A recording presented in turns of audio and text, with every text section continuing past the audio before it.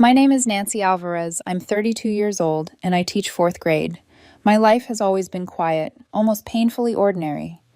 But if there's one thing I've learned, it's that ordinary can be ripped apart in a heartbeat, especially when your family is the one holding the knife. A few weeks ago, I took a short trip with my boyfriend, Ethan. Nothing extravagant. We both have modest jobs. He works as a dental hygienist, and I spend most of my evenings buried under stacks of spelling tests. We saved, split the costs, and rented a tiny cabin outside of Boulder. We hiked, laughed, drank cheap craft beer, and took a few photos against the snowy mountain backdrop. It wasn't about showing off, it was about us, our space, our peace.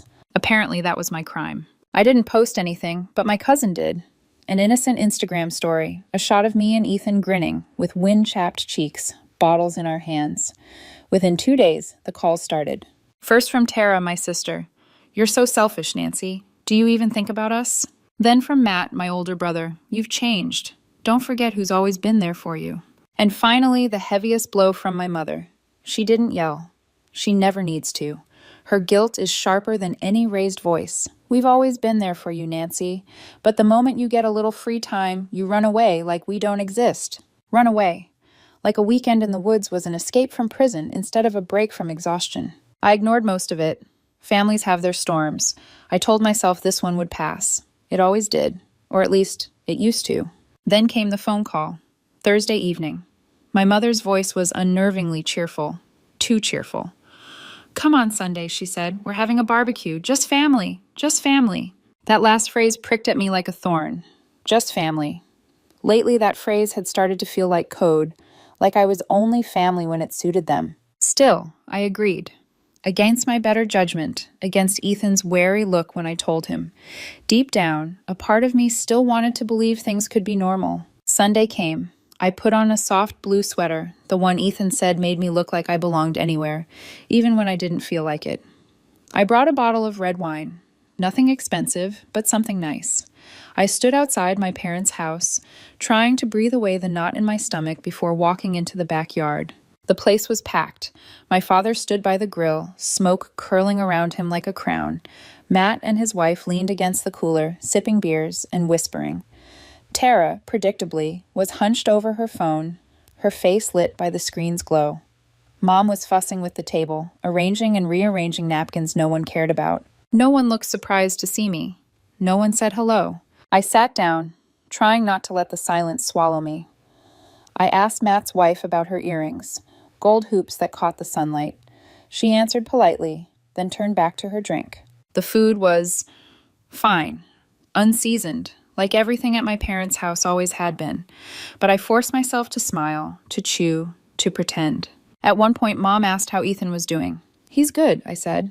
No follow-up, just silence. I felt the air thicken. They were waiting, watching, testing. So I tried to lighten it. I smiled, forcing a laugh. "I can't wait for summer. I need a real vacation." That's when it happened. My father threw his head back in a laugh so loud, so sharp, it felt rehearsed. "That's just for the family, without you." The table erupted. Matt clapped like a drunk at a comedy show. Tara snorted without looking up, muttering, "Guess you didn't need us, so we don't need you." And my mother smiled. Not kindly, not nervously. No, she smiled like this was the punchline she'd been waiting for. I felt every pair of eyes press into me, waiting for me to break, to defend myself, to argue. Instead, I set my fork down, smoothed the napkin beside my plate, and stood. "I'll leave the wine," I said quietly. No one stopped me. No one said goodbye. I walked out with my spine stiff, but inside, my chest felt hollowed out. Humiliation has a way of burning hot and freezing cold all at once. By the time I reached my car, I knew the truth. This wasn't just about punishing me for taking a vacation without them. This was about control. And when they couldn't control me with guilt, they would find another way. And they did. 5 days later, my phone buzzed with a message from the bank. Attempted withdrawal, $5,000. From a joint card I had stupidly never closed. The notification blinked across my phone screen like a red siren. Attempted withdrawal, $5,000. From an account I hadn't touched in years. A joint card my parents insisted I open back in college for emergencies. I had left it alive out of laziness. a relic I never bothered to close. Thank God, I'd once set a daily withdrawal limit of $400. The limit was the only reason $5,000 hadn't vanished into thin air. For a long moment, I just stared at the screen. My pulse hammered. My first thought wasn't anger, it was disbelief. They hadn't asked. They hadn't even warned me. They'd simply tried. I froze, then moved. I blocked the card, logged in, and renamed the account. Pay without me. It felt almost petty, but satisfying, like carving truth into stone. An hour later, my phone vibrated with messages. WhatsApp lit up with its familiar green glow. Mom, it was a misunderstanding. Dad, you're overreacting. Matt, stop acting like a victim. You're always so dramatic. Tara, a string of laughing emojis, followed by a screenshot of the failed transaction notice. The casual cruelty of it sliced deeper than I expected. My family stealing from me, then laughing when caught. It was too absurd to even fight. I typed one word back. Okay. That was it. No explanations. No begging for them to see reason. No fuel for their fire. I thought that would end it. It didn't. 3 days later, Ethan and I pulled into the apartment parking lot after grabbing takeout. I carried a bag warm with fried rice, and Ethan balanced a carton of soup against his chest. We were still joking about which of us would cave first to the smell. But when I slid the key into my door, I noticed the latch. It wasn't broken. It wasn't forced. It was simply unlocked. I pushed the door open. My stomach plunged. Inside, standing in my living room as if it belonged to them, were my parents and my sister. My father was flipping through an old photo album, pages of my childhood in his careless hands. He looked up briefly, no guilt in his eyes, as though I'd walked into his house. My mother stood beside a bag she'd clearly brought, papers, snacks, folders, as if she was planning to stay a while. Tara had her shoes off, stretched across my couch, scrolling through her phone like a bored teenager waiting for an Uber. I dropped the bag of food onto the counter. What are you doing here? No yelling, no panic, just confusion, and a fury blooming behind my ribs. Mom smiled, as if this intrusion was the most natural thing in the world. We needed to talk. You didn't answer, so we came. I clenched my jaw. I wasn't answering because you tried to take $5,000 from my account. She waved that off like it was nothing more than spilled coffee. It was for the holidays. You're still part of this family, Nancy, like it or not. Ethan shifted behind me, his grip tightening on the soup carton. His silence was heavy with unease. My father closed the album and leaned back in the chair, his voice low and sharp. You've been different since you started dating him. Selfish, acting like we're a burden. Tara smirked without lifting her gaze from her phone. She's always been flaky. Colorado just proved it.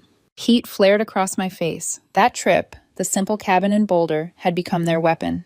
Ethan finally spoke, his voice calm but firm. You broke into her apartment. That's not okay. Mom's head snapped toward him, her eyes colder than I'd ever seen. This is family business, she hissed. For a second, I stood frozen, the weight of 1,000 childhood silences pressing against me. The little girl who used to swallow her words to keep the peace wanted to retreat. But I wasn't 8 anymore. I stepped forward. No, you don't get to decide that. This is my home. Dad's voice hardened. You owe us, Nancy, a vacation. After abandoning us, it's the least you can do. The words landed like a slap. Oh, as though my love was currency they'd already spent. Something inside me snapped. Get out. Mom tried guilt. We raised you. Dad tried sarcasm. You've changed so much. Tara muttered. Ethan must really enjoy this drama. But I didn't care. I opened the door wide and pointed to the hall. Leave now. They hesitated, shuffling, exchanging glances as if waiting for me to back down. When I didn't, they filed out one by one. My mother lingered last. She turned at the threshold, her face twisted into a smile that didn't reach her eyes. You're going to regret this, she said softly. The door clicked shut behind them. I locked it, my hands trembling. Ethan set the soup on the counter and gently pulled me into his arms. This isn't normal, Nancy. My throat tightened. I know. That night, I didn't sleep. I lay awake, replaying the way my father's laugh had carried over the barbecue table, the way my mother had stood in my living room like she was doing me a favor, the way Tara's smirk felt carved into my memory. It wasn't just about money, it was about control, and they weren't going to stop. The next morning, I picked up my phone, scrolled through my contacts, and pressed call. A voice answered almost immediately, calm and unsurprised.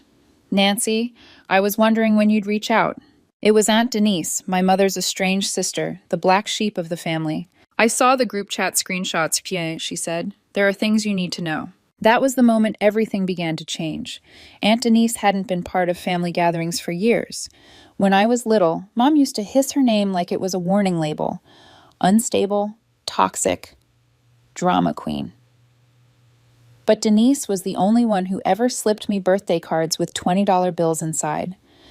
The only one who remembered to ask about school plays or spelling bees. So when she said, "Come over tonight," I didn't hesitate. Her house sat tucked at the end of a quiet street, a small place she'd inherited from Grandma. The porch light glowed steady, not too bright, not too dim. I knocked, heart thudding. Denise opened the door with a smile that didn't feel fake. "Get in here," she said, ushering me into a living room that smelled faintly of cinnamon and old paper. Her shelves were stacked with boxes and files, labeled in her careful handwriting. I hadn't even taken off my coat when she handed me a manila folder. "Your mother's been running the same game for years. You're just the latest target." Inside were printouts of text messages, photocopied emails, and bank transfers. My breath caught as I scanned them. 2012. A $10,000 loan from Denise to my parents for roof repairs. Same month, photos of them on a cruise ship, cocktails in hand. 2015. Screenshots of Mom's emails begging for help with utilities, dated days before a shopping spree receipt from an upscale boutique. "They told the family I lied," Denise said, her eyes sharp. "Said I had memory problems. When I pushed back, they called me unstable. And everyone believed them, because your mother knows how to smile while she's lying." It felt like swallowing sand. My hands trembled as I set the papers down. "I tried to step back quietly," Denise continued, pouring us each a glass of wine. "Then I tried lawyers. But the family took her side. She's the sweet one, the martyr. I'm the crazy sister. That's the story they tell." I looked at her across the table, feeling the weight of her words settle into me. For the first time in months, maybe years, I didn't feel insane. "They're never going to stop, Nancy," she said softly. "Not until you make them." Her voice had steel in it, but also something else. Warning, maybe even care. "What do I do?" I whispered. "We cut ties," she said. "Legally, completely. No strings left for them to pull.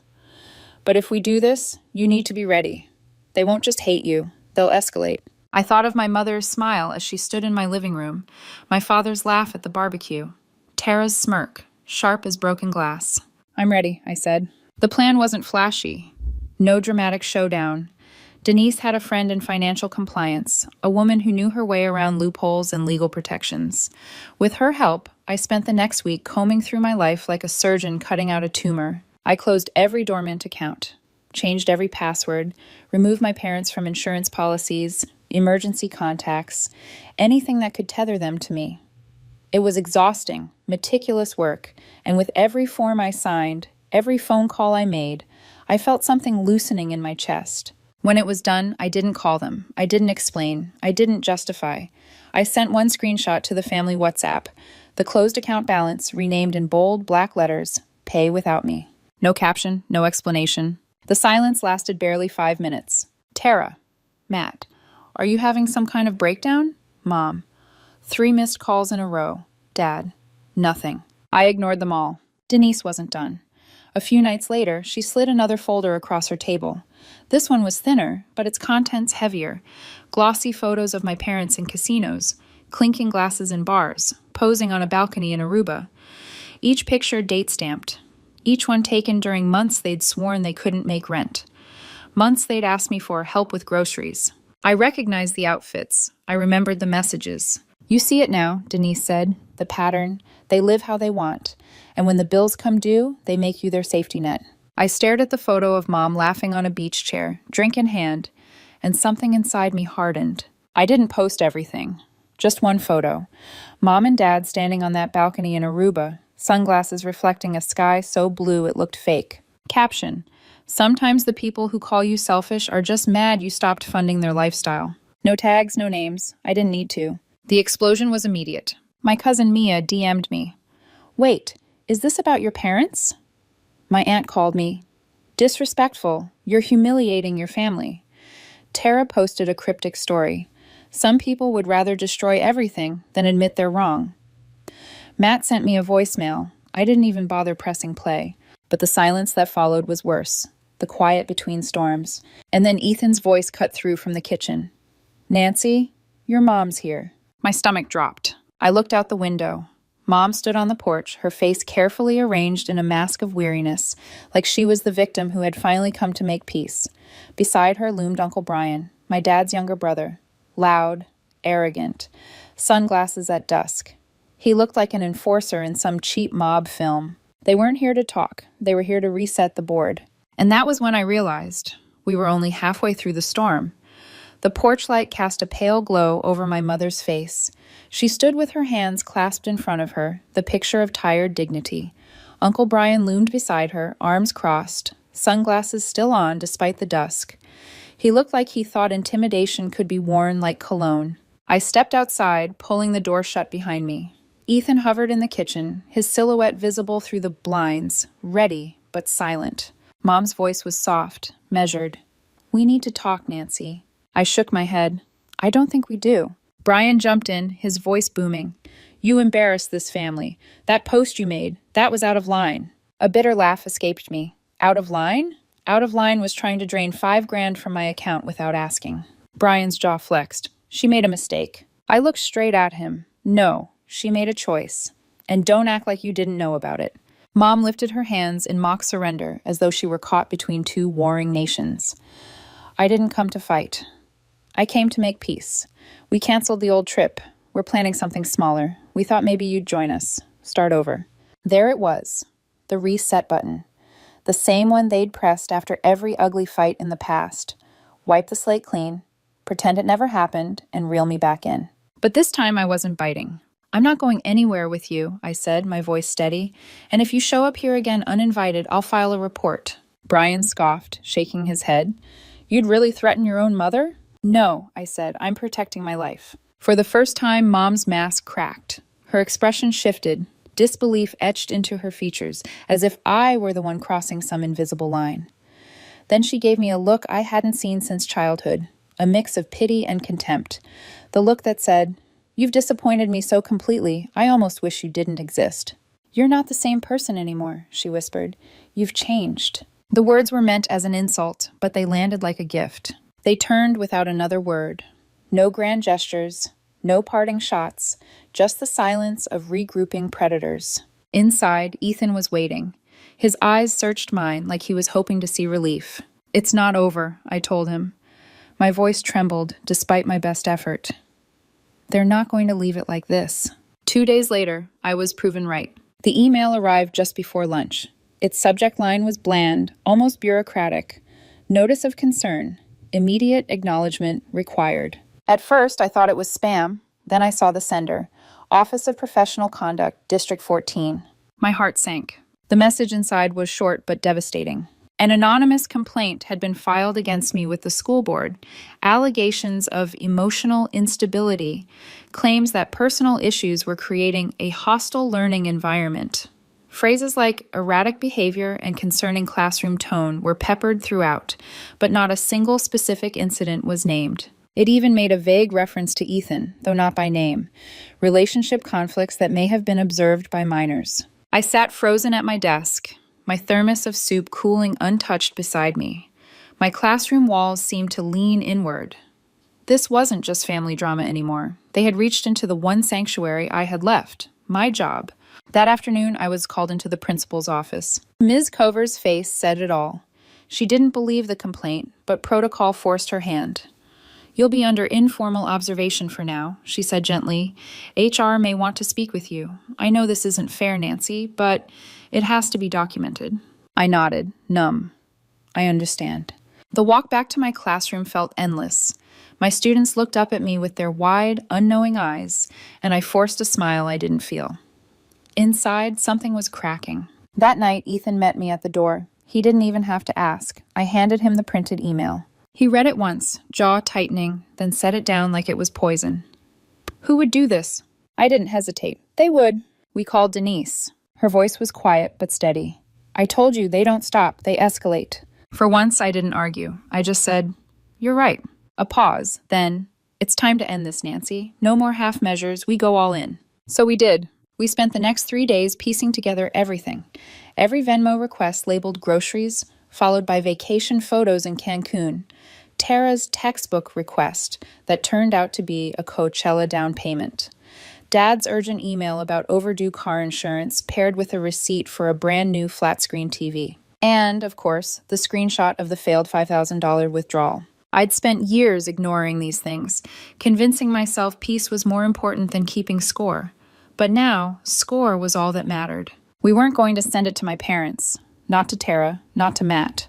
We were going to send it to everyone else. The extended family chat, the one with cousins, distant aunts, second cousins who only spoke up at Christmas, the people who had always believed my mother's version, the selfless mom with the ungrateful daughter who drifted away. I attached every screenshot, every receipt, every dated photo. At the top, I wrote one line. Before you believe the version of me they tell, see the version they hide. I hit send. The group chat detonated. One cousin asked if it was a prank. Another simply wrote, Jesus. My aunt, the one who always sided with my mom, fired back, how dare you humiliate her like this? Tara posted to her Instagram story, some people can't handle being called out, so they burn the whole tree down. And then silence, the kind that hums with what's coming next. When my phone buzzed again, it wasn't in the chat. It was Ethan's. He looked at me, his face pale. It's from your mom. I took the phone. 3 sentences glared back at me. You poison her. She wasn't like this before you. I hope you're happy. Divide us. Blame him. Rewrite history. But Ethan didn't flinch. He looked me straight in the eyes and said, end it. All of it. Whatever you have to do. And for the first time, I felt it too. The resolve. The necessity. This wouldn't be loud. It would be final. I didn't answer my mother's message. I didn't rage, didn't block her, didn't even type a single period in reply. I just let it sit there. 3 sentences designed to poison the well between me and Ethan. But silence can be louder than any fight. That night I told Ethan, I'm done waiting for the next blow. I won't live my life bracing for impact. He nodded, his hand wrapping around mine. Then let's end it. For good. The next morning, Denise took me to meet her lawyer friend, Clara. She wasn't flashy. No billboards, no dramatic slogans. Just sharp eyes, quiet confidence, and a desk stacked with files that looked like they belonged to ghosts of families she'd already helped. Clara leafed through the pile of screenshots, emails, and photos I slid across the desk. She didn't flinch. Trespassing, attempted financial fraud, defamation via the school board complaint, she listed calmly. We'll file a no-contact order, temporary at first, but with this evidence, permanent won't be hard. And we'll report the apartment incident as criminal trespass. This isn't family drama, Nancy. This is a pattern of abuse. Her words hit me like cold water. I'd always told myself what my parents did was toxic, manipulative, unfair, but never allowed myself to call it what it was: abuse. Within a week, Clara had the temporary no-contact order filed. My landlord changed the locks, installed a camera over my door, and apologized as if he'd personally let wolves into my apartment. But the biggest revelation came when Clara's tech team traced the anonymous school board complaint. They followed the digital fingerprints right back to Tara's college IP address. She hadn't even bothered to cover her tracks. When Clara informed the district, they dropped the case immediately and cleared my record. No charges, no lingering suspicion, just gone. I didn't press further. I didn't need to. Tara had already handed me proof of everything rotten about them. With the legal protection in place, Ethan and I started looking for a new apartment. A fresh start. Clean walls, new keys. We found it. A modest 2-bedroom near a small park. Ethan loved the kitchen. I loved the sunlight pouring through the reading nook. It wasn't grand, but it felt like safety. Denise helped us pack. She wrapped Grandma's old mixing bowl in newspaper, her hands gentle like she was sealing a blessing inside it. As we turned in the keys to the old apartment, she squeezed my shoulder. That place was your first step away from them, she said softly. This is your first step forward. I didn't reply. I just breathed, and for the first time in months, my lungs didn't feel like they belonged to my parents. The first night in the new apartment, Ethan opened a bottle of cheap red, and we ate pizza cross-legged on the balcony floor. The air was warm, still. No buzzing phone, no incoming guilt bombs disguised as messages, just silence. Sweet, unbroken silence. I feel like I'm finally out of the house, I told him. Not just physically, out. Ethan smiled, that gentle kind of smile that makes your chest ache. You are. We sat in quiet for a long time, watching the streetlights flicker on. Then he said something that stopped me cold. You know, you're going to be a great mom someday. I turned, startled. He wasn't teasing. He wasn't saying it to make a point. He just said it, simple and true, like he saw something in me I hadn't dared believe. And in that moment, I realized something important. Every storm, every manipulation, every cruel laugh at a dinner table, every false accusation. They hadn't just tried to break me. They'd cleared the way, burned the dead wood. For the first time, I wasn't somebody's scapegoat. I wasn't the selfish daughter or the flaky sister. I was just Nancy, and that was more than enough. The next morning, I deleted the extended family group chat. Not left, deleted, gone. No ties, no chains, no windows left open for them to crawl through. A few cousins reached out privately. We hope we can still talk. I didn't reply, not out of cruelty, out of self-preservation. At school, my students welcomed me back with construction paper signs and stick figure drawings. Ethan framed one, a lopsided picture of me with big glasses and the words, Ms. A is the best. He hung it by the doorway where I'd see it every morning. For the first time in years, I slept deeply, real sleep, the kind where you don't wake up bracing for the next shoe to drop. Months later, I caught myself laughing in the kitchen with Ethan, the sun pouring across the counter. I wasn't thinking about my parents, not even about the scars they left. I was thinking about tomorrow, about us, about the life we were building that had nothing to do with guilt or manipulation or family traps. And I knew finally that the storm was over. Not because they stopped, because I ended it.